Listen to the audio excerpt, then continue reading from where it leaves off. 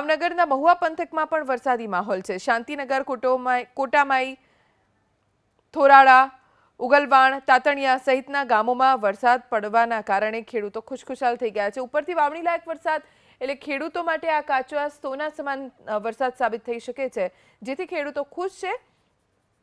કેટલાક વિસ્તારોમાં હજી પણ વરસાદની રાહ જોવાઈ રહી છે। ક્યાંક તેજ પવન ફૂંકાઈ રહ્યો છે, આકાશમાં કાળા ડિબાંગ વાદળો છવાઈ ગયા છે, ઠંડા પવન પણ ફૂંકાઈ રહ્યા છે, પણ વરસાદ નથી વરસી રહ્યો। તો ક્યાંક ધોધમાર વરસાદી ઝાપટું તેજ પવન સાથે ફૂંકાઈ રહ્યું છે। જ્યાં વરસાદ પડ્યો છે ત્યાં ખેડૂતો ખુશખુશાલ છે। અમારા સંવાદદાતા પાર્થ પાસેથી જાણકારી પ્રાપ્ત કરીશું। પાર્થ, ભાવનગરના મહુવા પંથકમાં ક્યાં ક્યાં વરસાદ પડ્યો?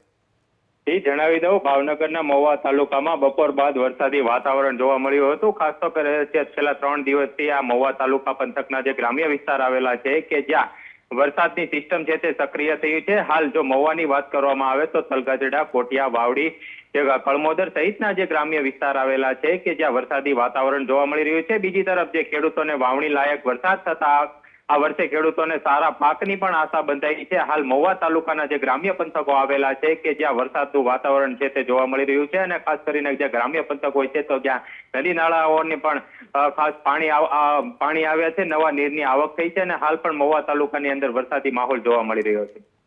આભાર પાર્થ, જાણકારી આપવા માટે।